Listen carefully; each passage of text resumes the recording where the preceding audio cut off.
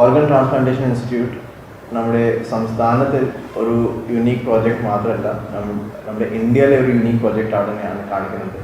Because മൊത്തം ഇന്ത്യയിൽ അത്ര ഒരു ലെവലിൻ്റെ അത്ര ഒരു ഡീപ്പായിട്ട് research oriented and focus on the organ ട്രാൻസ്പ്ലാന്റേഷനിലേക്ക് അങ്ങനെ ഒരു ഇൻസ്റ്റിറ്റ്യൂഷൻ ഇതുവരെ വന്നിട്ടില്ല.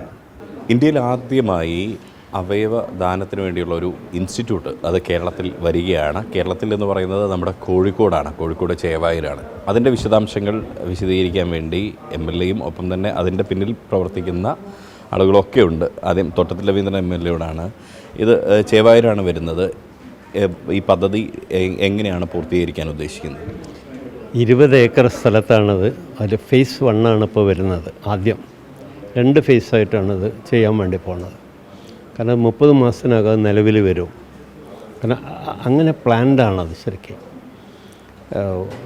ഒരു സത്യം പറഞ്ഞാൽ ഞാൻ പറഞ്ഞല്ലോ, ഒരു ലോക ഭൂപടത്തിൽ നമ്മുടെ കോഴിക്കോട് വരാൻ, കേരളം വരാനുള്ള ഒരു പ്രോജക്റ്റാണ് സത്യത്തിൽ. അത് നമുക്ക് ചിന്തിക്കാൻ കഴിയുന്നതിനപ്പുറത്തല്ല. ഇപ്പം ട്രാൻസ്പ്ലാന്റ് പല സ്ഥലത്തും നടക്കുന്നുണ്ട്, പക്ഷെ അതൊക്കെ ലിമിറ്റഡാണ്. പിന്നെ അതുപോലെ എല്ലാം ഉണ്ടാവില്ല എവിടെ. ഇത് എല്ലാ ട്രാൻസ്പ്ലാന്റും ഇവിടെ നടക്കും. അതാണ് ഇതിനകത്തുള്ള ഒരു ഏറ്റവും പ്രത്യേകത.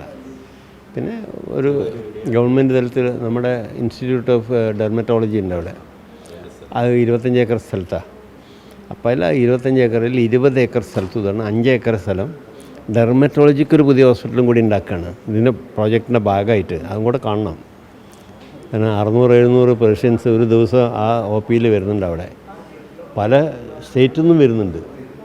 ഈ നമ്മൾ തന്നെ പല ജില്ലകളിൽ നിന്നുള്ള നമ്മൾ രോഗികൾ പലരും അവിടെ വരുന്നുണ്ട്. നല്ല ട്രീറ്റ്മെൻറ്റ് അവിടെ കേട്ടോ.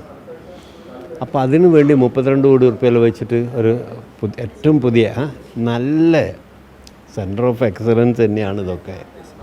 ഈ നമ്മൾ അവയവദാന ഇൻസ്റ്റിറ്റ്യൂട്ട് വരുന്ന സമയത്ത് സ്വാഭാവികമായൊരു സാധാരണക്കാരൻ്റെ ഒരു സംശയം അവിടെ എന്തൊക്കെ സേവനം ലഭിക്കുന്നതാണ്, ഏതൊക്കെയാണ് ലഭിക്കുമോ?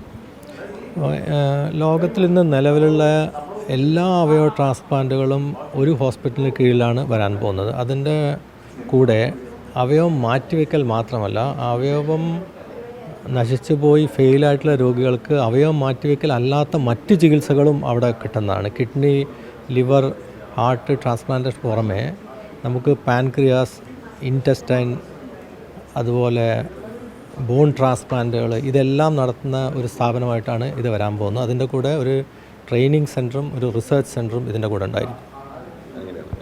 ഇത് ഏകദേശം എത്ര കൂടി ചിലവിലാണ്? 2 ഫേസായിട്ടാണ് ലെവൽ.